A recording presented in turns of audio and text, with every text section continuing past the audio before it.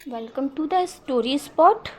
आज आप सुन रहे हैं मालती जोशी की कहानी कोख का दर्प। कोख का दर्प, इस नाम से ही आप समझ सकते होंगे कि इसकी विषय वस्तु क्या रही होगी। एक माँ के द्वारा एक बच्चे को जन्म दिया जाना, उसके बाद उसको किसी और को पालन पोषण के लिए दे दिया जाना, उन सब के उस भंवर के बीच में झूलती हुई उस माँ और बच्चे की मनोस्थिति को उजागर करती हुई ये कहानी। तो आइए हम इसका अच्छे से आनंद उठाते हैं और इसको अपने जीवन में उतारने की भी कोशिश करते हैं। माँ, मेहंदी आई है, मीता ने आकर बताया। आई है तो मैं क्या करूं? आरती उतारूं क्या जाकर उसकी? मैंने भी रूखे स्वर में कहने की कोशिश की, पर सच तो यह है कि मेहरी के शुभ आगमन की बात से ही जी हल्का हो आया था। 3 दिन से उसकी बाट जोते जोते आंखें पथरा गई थीं, हाथ छिल गए से सो अलग। मम्मी, आप जरा उसे डांटिए तो, अमित ने कहा और दोनों मुझे ठेलकर आंगन तक ले गए। मैरी इस इत्मीनान से बर्तनों में जुटी हुई थी जैसे अपनी दीर्घ अनुपस्थिति का उसे भान ही ना हो। मैं भी कोई छोड़ना नहीं चाहती थी, पर वो दोनों दुष्ट दरवाजे के पीछे खड़े होकर प्रतीक्षा कर रहे थे। इस बार चूक गई तो ऐसा मजाक बनाएंगे कि बस। भाई सुनो, मैंने अपनी आवाज़ को यथाशक्ति कठोर बनाकर जवाब दिया। उसने सिर भी नहीं उठाया, उल्टे हाथ रोककर सिसकने लगी। मैं हैरान रह गई, क्या मेरी आवाज़ में सचमुच इतना दमखम है? तुम्हें तो बस रोना अच्छा आ गया है, मैंने हथियार डालते हुए कहा। बहूजी, कमली क्या हुआ कमली को? मैंने घबराकर पूछा। 5 साल की गुलगोथन बच्ची मेरे आंखों के सामने घूम गई। मुझे अमित पर खौफ तो आई, वह तो बस सिर पर ही सवार हो गया था कि इसको पहले डांटो, कुछ पूछताछ करनी चाहिए कि नहीं। अरे भाई बताओ तो क्या हुआ? उसकी सिसकियों का जरा तार थमा तो मैंने कहा, बहूजी कल उसका कागज हो गया है। कागज? मतलब राम कुमारी ने कल उसे गोद ले लिया है, पंचायत बैठी थी, उसी ने कागज बनाया है। धत तेरे की, इतनी देर पता नहीं मैं क्या क्या समझी, कितना उल्टा सीधा सोच गई थी। अब राम कुमारी से कमली का रिश्ता कोई नई बात तो नहीं है, मेहरी ही अक्सर उसके बारे में बताती थी। राम कुमारी उसकी पड़ोसन है और गांव के रिश्ते की बहन है। 2 लड़के हैं, हाई स्कूल में पढ़ते हैं, पति चपरासी है, बीवी को कहीं काम नहीं करने देता, दिन भर घर में रानी बनी बैठी रहती है और कमली से मन बहलाया करती है। मेहरी की तीनों बेटियों में वही सबसे मस्त मौला। बड़ी वाली बिमली तो दिन भर छोटी बबली को लादे लादे झुकी झुकी चलती है, उसे माँ का हाथ भी बटाना पड़ता है और गालियाँ भी खानी पड़ती हैं। इतनी सी उम्र में ही वह बुजुर्ग लगने लगी है। पिता के राज में भी वह कोई ज़्यादा सुखी नहीं थी, पर पिछले साल हैजा में उनकी भी मृत्यु हो गई। तब से तो बिमली के चेहरे पर एक स्थायी अवसाद का भाव उतर आया है। कमली दिन भर पड़ोस के घर में खेलती रहती है, इसलिए उसे ना तो घर के दुख का सरोकार है और ना ही दारिद्र्य से, हरदम हंसती रहती है। गंगाबाई, तुम्हें तो खुश होना चाहिए, मैंने साथ बना के स्वर में कहा। कम से कम एक की चिंता तो दूर हुई, वहाँ ढंग से खाएगी, पिएगी, खेलेगी, कहीं दूर भी नहीं है, दिन भर तुम्हारी आंखों के सामने रहेगी। वैसे भी तो उन्हीं के यहाँ बनी रहती है, पर तब कागज तो नहीं बना था ना बहूजी, उसने कहा और फिर से सिसकने लगी। उसका तर्क बेजोड़ था, दिन भर खेलना और बात है और कागज बन जाना और बात है। दुख में उसने कल से चूल्हा भी नहीं जलाया था। राम कुमारी ने वहाँ पंगत दी थी, वहाँ नाम को मुंह जूठा कर चली आई थी। फिर मैंने उसे एक कड़क चाय बनाकर पिलाई और बच्चों को कुछ नमकीन बिस्किट दिए, तब जाकर उनका आवेग थोड़ा कम हुआ। उसके जाते ही बच्चों ने मुझे आड़े हाथ लिया। सच है, मैरी आपको खूब घुमाना जानती है, एक ना एक बहाना बना के लाएगी। थोड़े से आंसू बहा दिए और आप तो फ्लैट हो गई, क्या गजब की एक्टिंग मारी है बाहर है। नहीं, एक्टिंग नहीं थी, उसकी यह रुलाई कोई मैंने पहली बार तो नहीं देखी थी। बचपन में माँ को कितनी बार बिखरते देखा था, पहले तो सबके सामने ही बिखर जाती थी। एक दो बार बाबूजी ने कुछ कड़ी बातें कह दी थी, तब से छुप छुप कर रोया करती, दिन भर उदास रहती। 4 बजे मीता बिना कहे मेरे पास आई और चाय बनाकर लाई और प्यार से पूछने लगी, मम्मी सुनील की याद आ रही है ना? सुनील मामा को क्या हुआ? सौमिक कॉमिक पढ़ता हुआ अमित एकदम कुर्सी के पास आया। कुछ नहीं हुआ। अपनी बहन की ये सब बुरा सा मजाक बनाने पर भी उसने मेरी ओर देखा और कोई प्रतिक्रिया ना पाकर फिर अपनी किताब में डूब गया। किताब सचमुच मज़ेदार रही होगी, नहीं तो लड़ाई का इतना अवसर वह छोड़ता नहीं। मुझे भी हंसी आ गई। दोनों बच्चे मेरे ही हैं, पर दोनों की संवेदनशीलता में कितना अंतर है। लड़के तो बस ऐसे ही होते हैं, माँ का मन पढ़ना तो लड़कियों को ही आता है। बिना कहे ही नन्ही मीता कितनी दूर तक सोच गई है, माँ से कुछ समझकर भी कुछ सुनकर भी ना समझ सके। माँ के उन उदास क्षणों को हम दोनों ही बहनें तो एक साथ झेलती थी, साय के साथ उनके साथ रहती, उनकी सहेलियाँ बन जाती। किसी को पता नहीं चलता था कि हम जान जाते थे कि माँ आज रोई है, उन्हें किसी की याद आई है। और याद आने का कोई बहाना था, कभी कोई गीत बनकर सुनकर, कभी किसी बच्चे को देखकर, कभी किसी त्योहार पर, कभी किसी तारीफ पर। बुआ का इतना गुस्सा याद आता, वो छलिया बुआ, वो बिनी बुआ देखते देखते हमारे नन्हे की सूख को झपट कर ले गई। यही शीला बुआ जब पहले आती थी तो घर कितना गुलजार हो उठता था, कितने खिलौने लेकर आती, सबको लाड़ करती, मिठाइयाँ लाती, कपड़े बनवा कर देती, पिक्चर दिखाने ले जाती। हमारे अभावग्रस्त जीवन में वे दिन त्योहार के समान होते। फिर कानों में भनक पड़ी कि बुआ हम में से किसी एक को गोद लेना चाहती थी। उस खबर ने हम सबको कुछ दिनों के लिए कल्पना लोक में पहुंचा दिया था।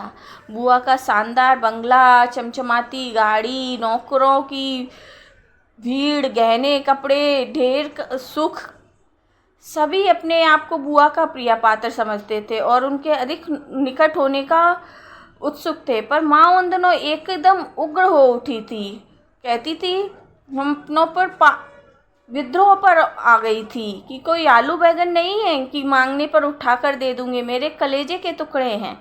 बाबूजी डांटते, पागल हो गई है ममता में, ऐसी अंधी हो रही है, बच्चों का कल्याण तुमसे नहीं देखा जाता, तुम नहीं दोगी तो क्या उनका काम रुक जाएगा? तुम्हारा देवर तो उधार खाए बैठा है, शीला की नंदे हैं, देवर जेठ है, कोई भी अपना बच्चा दे देगा। वह तुम्हारी तरह बेवकूफ़ थोड़ी है, वह तो शीला को अपने बच्चों से मोह है, इसलिए तुम्हारे बच्चों को लेकर खुश होना चाहती है। यहाँ क्या मिलेगा, वहाँ पढ़ेंगे, नया अवसर मिलेगा। दिन रात बाबूजी का भाषण सुनते माँ का विरोध कम होता गया। एक दिन उन्होंने भी हाँ कर दी। बाबूजी तो ऐसे खुश हुए जैसे उनकी लॉटरी निकली है। माँ की स्वीकृति मिलने की देर भर थी कि बाकी काम सभी फटाफट हो गए। बुआ ने अधिक दिनों तक किसी को पशुपेश में नहीं रखा और घोषणा कर दी कि वे किशोर को गोद लेना चाहेंगी। किशु हम सब में सुंदर, गोरा, चिट्टा, पढ़ाई में भी अच्छा था, बुआ से भी हिला था। शायद बुआ ने जानबूझकर उसे सबसे ज़्यादा प्यार दिया था। कितना कठिन होता है कलेजे के टुकड़े को दूसरे को सौंपना। बेटी की विदा भी इतनी करुण नहीं होती। आज भी यह प्रसंग याद आता है तो मन काँप उठता है। लड़कियां तो होती ही पराई अमानत है, उनके जन्म के साथ ही यह बात उनके मन में बैठ जाती है। पर लड़के भी नाम गोत्र बदलकर पराए घर जाने लगे तो माँ की दुख सीमा का तो अतीत ही हो जाता है। जब यह डिसाइड हो गया कि किशोर को बुआ ले जाएंगी तो वो भी हम सब से कुछ अलग थलग सा रहने लगा, या माँ उसको भी हमसे अलग थलग सा रखने लगी। आखिरकार एक दिन वह दिन आ ही गया। बुआ ने पूरी जात बिरादरी को खूब खाना पानी खिलाया, एक शादी जैसा उत्सव किया। उसके बाद किशोर शर्मा जाके सुशील मिश्रा बन गया। अब हम उसके ना रहने पर उसके बारे में कल्पना किया करते थे कि वहाँ पर वो इस तरह के कपड़े पहनता होगा, इस तरह से गाड़ी में घूमने जाता होगा, इस तरह से स्कूल पढ़ने जाता होगा, एक बार फिर जब किशोर आया तो हमने देखा कि वह झेंपा झेंपा सा रहता है। उसके खाने पीने की चीज़ें अब अलग हो गई थी। जब किसी ब्याह नौते में हम जाते तो एक तरफ भैया के ब्याह में हमने जब देखा कि बुआ दबी दबी आवाज़ में मामी और मौसियों से कह रही थी कि भाइयों के घर से बहनों को ले जाते हुए देखा होगा, मिलते हुए देखा होगा, पर यहाँ तो मेरी ऐसी किस्मत है कि मैं जीवन भर से अपने भाई को देती ही आ रही हूँ। इस बार भी 5,000 के गहने और कपड़े लत्ते सब लेकर आई हूँ। दबी आवाज़ में फिर एक बार पिताजी ने भी उनसे कहा कि मेरे लिए भी कहा कि इसको भी ले जाना, ये भी किशोर की तरह गोरी चिट्टी है, तुम्हारे घर जाएगी तो किसी अच्छे घर में ब्याह जाएगी। पर बुआ ने नाक मुंह सकोड़ कर कहा कि मैंने कोई हॉस्टल तो नहीं खोल रखा। कितनी कोफ्त हुई थी मुझे यह सुनकर। मैं माँ से कितनी झगड़ा की थी कि क्यों नहीं अपने बेटे को बाबूजी ने वापस ले लिया उनसे। क्या हम उनसे कहने गए थे कि हमारे भाई को ले लें, वही तो आई थी ना मांगने। इस तरह का तिरस्कार बाबूजी ने क्यों सहन कर लिया। पर जब माँ ने बताया कि उन्हीं के कपड़े और उन्हीं की दी हुई चीज़ों से तुम सब लोगों का पालन पोषण होता है, तो मुझे भी चुप लगानी पड़ी। अब जब भी किशोर कभी आता तो हम देखते कि उसकी सारी चीज़ें ही अलग थलग हैं। जब शादी के बाद का बचे हुए खाना था जिसमें सब बच्चे बासी पूरी और अचार खा रहे थे, तो किशोर दूध और अंडे खा रहा था। जब हम लोग कचौरी और गुलाब जामुन का लुत्फ़ उठा रहे थे तो उसको कॉर्नफ्लेक्स में ही काम चलाना पड़ा था। पर हमने ये देखा था कि बहुत सारी सुख सुविधाएं होने पर भी वो कितना झेंपा झेंपा सा रहता है, कितना डरा डरा सा रहता है। उसकी यह मन की वेदना हमसे छिप ना सकी थी, पर हम इतने छोटे थे, ना ही कुछ कह सकते थे और ना ही इसका विद्रोह करते थे। धीरे धीरे समय व्यतीत हुआ और मेरा भी विवाह हो गया। इसके बाद सभी भाई बहनों के विवाह हुए और सभी अपनी अपनी गृहस्थी में रम गए। आज जब मेरी मेहरी गंगी का यह प्रसंग उठा तो मुझे अपने भाई की सहसा याद आ गई। मैंने जब अपने पति से इस बारे में बात की तो जब वो ऑफिस से आए और थके हुए रहते हैं तो वैसे भी किसी बात को सुनना और बूझना पसंद नहीं करते। जब मैंने ये कहा कि मेहरी की बेटी है कमली, उसको किसी ने गोद ले लिया है, बहुत रो रही थी बेचारी, तो बोले इसमें रोने वाली क्या बात है, इन लोगों के तो बच्चे भी मर जाते हैं तो कुछ दिन रोते हैं, उसके बाद अगली साल फिर दूसरा पैदा कर लेते हैं। मुझे इनसे ऐसे प्रत्युत्तर की आशा ना थी। मैं भी दूसरी तरफ मुंह करके सो गई और फिर मेरा दिमाग वहीं बचपन की गलियारों में घूमता हुआ चला गया। कहाँ हम पांचों भाई बहन मिलकर एक साथ धमा चौकड़ी करते, इधर से उधर रेलम पेल बनाकर खेलते। कहाँ अब हम चारों भाई बहन तो अक्सर मिल भी जाते हैं, पर किशोर जो कि सुशील बन चुका है, उससे तो हमारा मेल जोल भी नहीं हो पाता था। कभी कभार जब वो मिलता था हमसे तो वो अपनी कुछ अलग ही ढंग में रहता था। या तो ये कहें कि उस पर एक तरह का दबाव था, या ये कहें कि हमारी नज़रों में ये लगता था हमको कि उसके पास बहुत सारे पैसे रहते हैं, वो बहुत अच्छे कपड़े पहनता है, बहुत अच्छा खाना खाता है, इसलिए हमसे दूर रहता है। पर माँ गाहे बेगाहे अपना यह राग अलापना कभी नहीं छोड़ती कि कैसे ना कहूँ कि वो मेरा बेटा है। 9 महीने कोख में रखा है, उसके बाद 7 साल तक मैंने उसको पाला है, उसके बाद ही जब यह उनको मिला है तो उस पर बड़ा गुणगान करती हैं। वह खून भी मेरा है और उसमें संस्कार भी मेरे हैं, वह इतना अच्छा निकला है, इसमें उसकी मेरी परवरिश दी गई है। इन्होंने तो उस पेड़ को उठाकर अपने घर में जमा लिया है।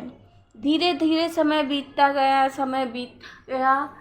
जब एक दिन खबर पड़ी, किशोर का एक पत्र आया कि दीदी मैं आपसे बहुत दिनों से मिला नहीं हूँ, इसलिए मैं इधर से निकलते हुए जाऊँगा तो आपसे भी मिलते हुए जाऊँगा। सालों बाद अपने भाई का इस तरह पत्र पाकर मैं तो फूली ना समाई। मैंने उसके आने से पहले ही राखी जो आने वाली थी उसकी सारी तैयारियां कर ली।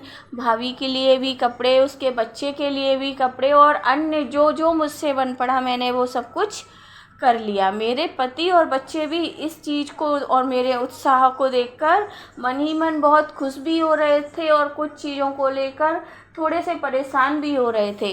परंतु अपनी माँ की खुशी को देखते हुए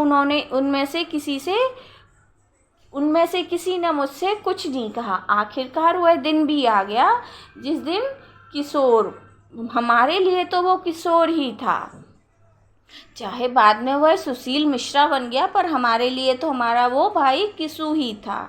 जब मेरे घर आया, मैंने उसके आते से ही मैं एकदम से उसके गले लगना चाहती थी, पर पता नहीं कौन सा संकोच मुझे रोक गया। वह भी पैर छूकर एक साइड बैठ गया।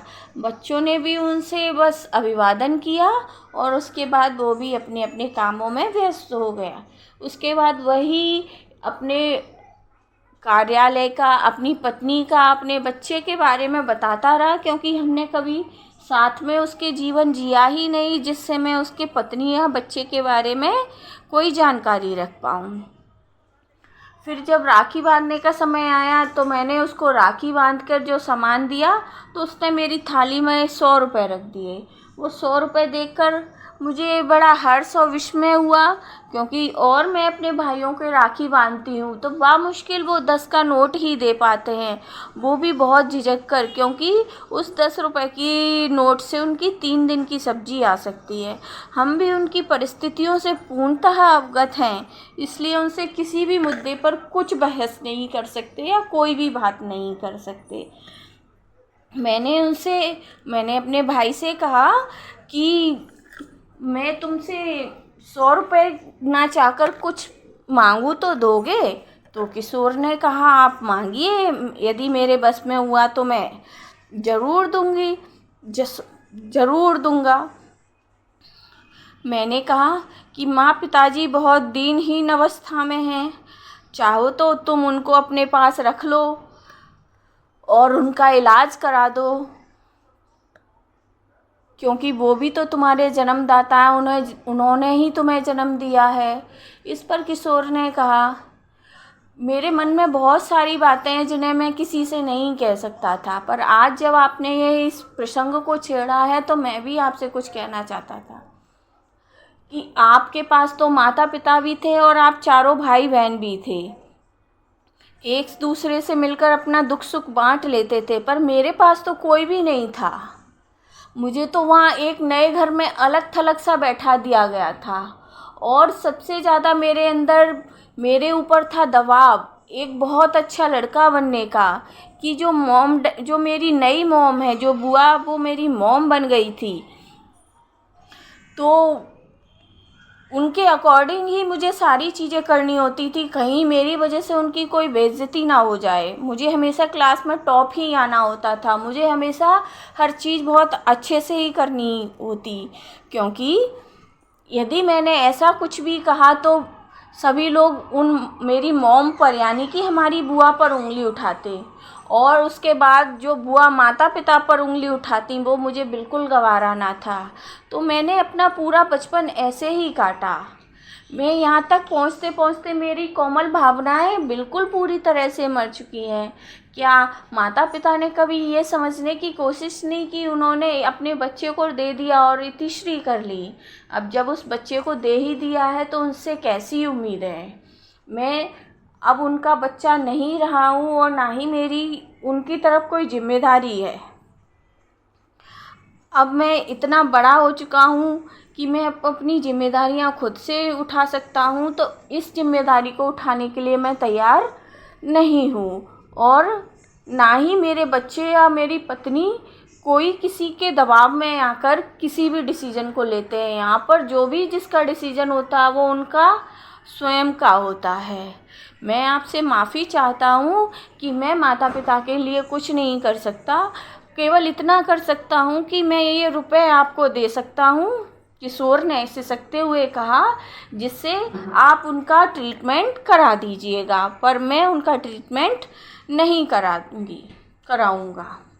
यह सुनकर मेरी भी आंखों से अश्रुधारा बह निकली कि मेरे माता पिता उसी चीज़ को भोग रहे हैं जो उन्होंने किया था। इसके बाद वह विदा लेकर मुझसे चलता बना।